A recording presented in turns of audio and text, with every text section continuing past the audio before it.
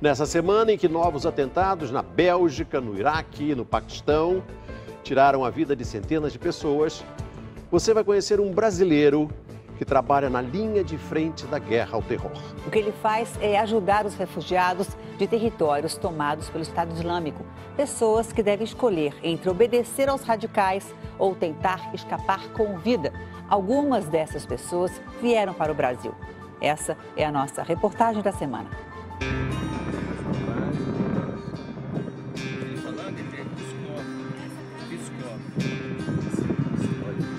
Um povoado vazio.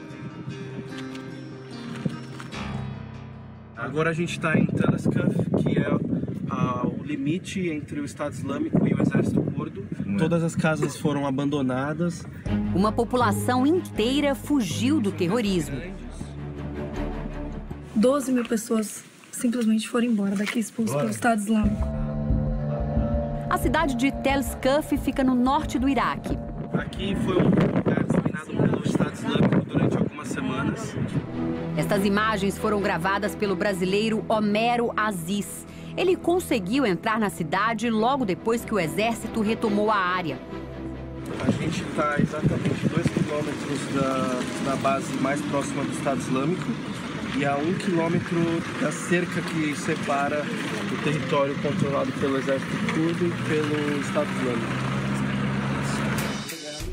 Conversamos com Homero em São Paulo. Senti a tensão, né, de que a qualquer momento se o Estado Islâmico invadisse aquele vilarejo, certamente há o risco de todos morrerem. Homero é pastor protestante e vive no Oriente Médio há pouco mais de 1 ano com a mulher e o filho. Ele trabalha numa organização não governamental de apoio aos refugiados da guerra no Iraque e na Síria. Vê de perto o sofrimento dos cristãos que precisaram fugir do Estado Islâmico e ajuda muitos deles a encontrar uma nova casa, inclusive no Brasil. A gente teve contato com pessoas que tiveram familiares que foram assassinados, que tiveram pais ou mães ou irmãos que foram sequestrados e tiveram que pagar centenas de milhares de dólares de resgate. A gente teve contato com pessoas que tiveram amigos ou parentes que tiveram garotas que foram sequestradas e abusadas.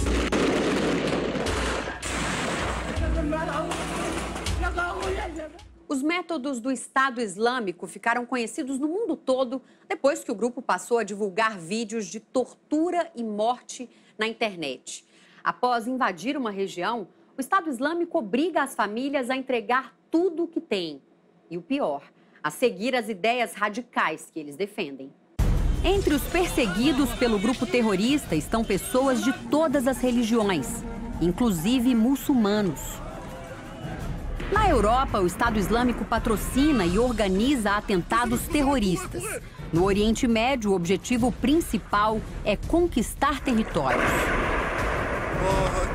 O Estado Islâmico é um dos tantos grupos terroristas surgidos no contexto das turbulências do Oriente Médio. Um grupo que atua com o objetivo de conquistar poder, seja através de uma expansão territorial, que ele fez de uma maneira muito rápida, avassaladora durante 1 ano, de 2014 até julho de 2015, seja expandindo a sua ideologia, seja agregando outros grupos para a sua sigla.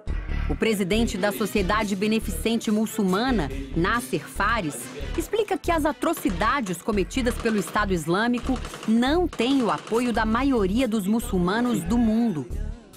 Esse Estado Islâmico, na verdade, não deveria chamar islâmico, deveria ser Estado do terror.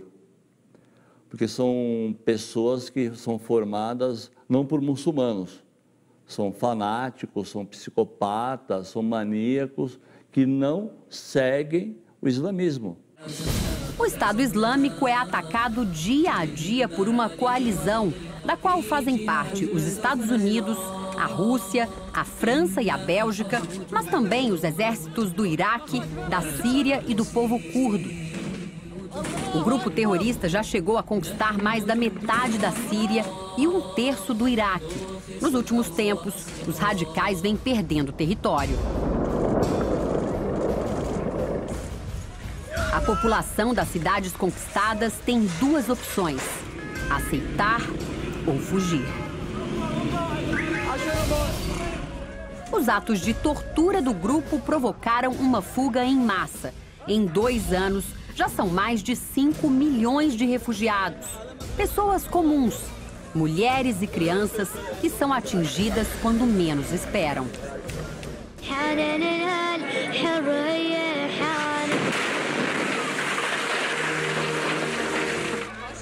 Para onde vão essas pessoas?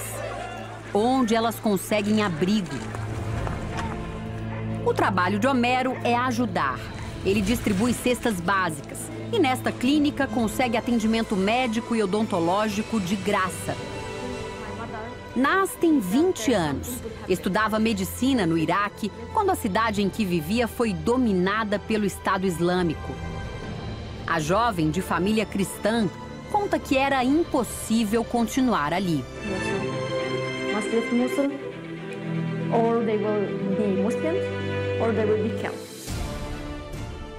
A casa, a faculdade, os amigos, tudo ficou para trás. Homero conta que a jovem trazia o desespero nos olhos.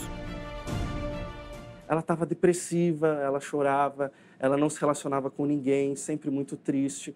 E ela fala muito bem o inglês e ela tinha estudado 1 ano de medicina. Então a gente decidiu trazer ela como voluntária para servir conosco na clínica. Este homem conta como os radicais identificam a população cristã. They are starting to making the end sign, Arabic letter for Nazareth, which means the Christian. كيف يعيشون معهم هالمدينة؟ الكنائس ممنوعة. A fuga em massa produz paisagens como essa. Nas ruas, apenas alguns soldados. Casas e carros abandonados. E muitas das casas que a gente visitou, que a gente passou em frente nessa viagem, estão com pichações escritas: essa propriedade pertence ao Estado Islâmico. Ou foram destruídas, foram invadidas pelo Estado Islâmico e foram saqueadas. Dona Noura chegou ao Brasil no final de 2014. Na Síria, a casa dela foi arrasada pelo Estado Islâmico. Ela não fala português ou inglês, se comunica apenas em árabe. A filha Sharon ajuda a traduzir a tristeza da mãe. أكثرهم البلور مكسر والحيطان مسقبة ما في باب. There's no door and all the windows was broken. في غرفتين فاضيات. And 2 of the rooms is completely empty. They wrapped most of things at home. Ela está contando que quando ela voltou para a casa dela em Alepo, a casa já estava sem porta, sem janelas, as salas vazias, os quartos vazios, as coisas tinham sido roubadas. Destruição por lá. Dona Noura fugiu com o marido depois que o Estado Islâmico invadiu a cidade em que eles viviam. O casal foi para a Turquia, onde a filha estudava. Na época, o pai de Sharon, um empresário, estava inconformado por perder tudo o que tinha e decidiu voltar. Eles tinham 4 casas, 2 empresas. Ele queria fazer um pouco de dinheiro para viver melhor na Turquia. E aí, nessa despedida, ela sentiu que não veria mais o pai dela. E aí ela pediu, ficou com o relógio dele, ficou com uma corrente que tinha uma cruz. E ainda queria dar um último beijo, mas ele disse que ia voltar. E ele foi embora sem esse último beijo.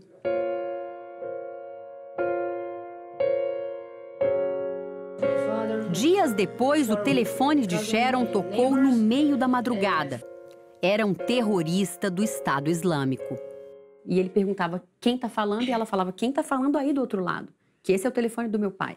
E aí ele leu para ela 40 nomes de pessoas que estavam mortas ali, que tinham sido mortas pelos radicais. E entre esses nomes estava o pai dela, estavam também pastores da igreja, pessoas conhecidos, vizinhos, primos da família. Depois de escapar da morte, Dona Noura e a filha precisam refazer a vida longe de casa. Elas nem pensam em voltar para a Síria. O primeiro desafio foi conseguir onde morar. Mãe e filha vivem em um abrigo na região metropolitana de São Paulo. Este religioso que as ajudou se espanta com o nível de instrução de Sharon. fala 6 línguas, tem 3 faculdades, 2 mestrados, e eu falei, puxa, que riqueza, né? Então o Brasil é enriquecido quando a gente recebe esse tipo de gente, né? O segundo desafio é conseguir emprego e o terceiro, se comunicar bem na nossa língua. A Sharon chegou aqui há 1 ano e 3 meses e já está falando português e eu acho que muito bem. Mas olha só, posso pegar aqui seus livros? Sim. São todos esses. Isso tudo aqui que você usa para estudar a nossa língua. Enquanto mergulha numa nova cultura, Sharon não esquece as raízes. Essa bandeira de Síria. É a primeira aula, eu trabalho aqui, porque eu trabalho professora de inglês. Então, 1º de janeiro, eu falei, eu quero diferente para mim. Então, eu pego esse material, eu fazendo aqui. Em todo o mundo, milhões de refugiados cristãos e muçulmanos tentam reconstruir suas histórias depois de escapar do Estado Islâmico. Muitos deles com esperança e sem rancor. Tudo vez eu orar para meu pai, eu falo para Deus, para abrir a cabeça deles, para aceitar Deus. É muito forte, mas eu perdoo. Deus abençoe.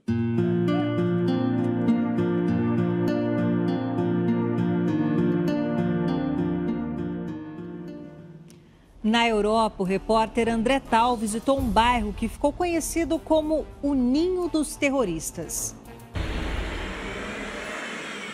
Um bairro aparentemente tranquilo, que há poucos dias foi palco desta cena. A prisão do homem mais procurado da Europa. Molenbeek é uma região pobre que fica no subúrbio de Bruxelas, mas lembra uma cidade do Oriente Médio. 30% dos moradores são muçulmanos. Entre eles estão alguns dos extremistas do grupo que provoca uma onda de terror na Europa desde o ano passado. O último destes atentados aconteceu nesta semana. Terça-feira, 8 da manhã, horário local. Aeroporto Internacional de Zaventem, em Bruxelas. Os 3 homens que aparecem nesta foto carregam malas com explosivos. Eles se passam por passageiros comuns, mas estão prestes a detonar as bombas. A primeira explosão provoca pânico, gritos e correria. Mães tentam proteger as crianças. Momentos depois, uma segunda bomba é acionada. Os passageiros se escondem entre as malas. Na primeira oportunidade, deixam tudo para trás e fogem. Cerca de 1 hora depois da ação no aeroporto, o terror ataca no centro da cidade. Em pleno horário do rush, uma forte explosão atinge um trem do metrô que partia da estação de Malbec, próxima a prédios governamentais da União Europeia. Esta é a porta de entrada do prédio aqui em Molenbeek, onde há pouco mais de uma semana a polícia prendeu o homem que até então era considerado o mais procurado da Europa, Salah Abdeslam, suspeito de ter participado diretamente dos atentados de Paris. A fuga dele durou mais de 4 meses e durante todo esse tempo, Abdeslam teve a ajuda dos amigos daqui de Molenbeek para se esconder da polícia. Para muitos analistas, os ataques de Bruxelas foram uma represália dos extremistas à prisão de Abdeslam. 2 dos responsáveis pelos atentados em Bruxelas conheciam Abdeslam. São os irmãos El Bakraoui. Ibrahim se suicidou no aeroporto. Khalid se explodiu no metrô. Tudo indica que esta é a mesma célula terrorista que agiu na França no ano passado em um ataque que deixou 130 mortos. Mas por que esses homens deixam de lado a família, os amigos e a vida europeia para se tornarem suicidas? A situação em Molenbeek pode ser uma resposta.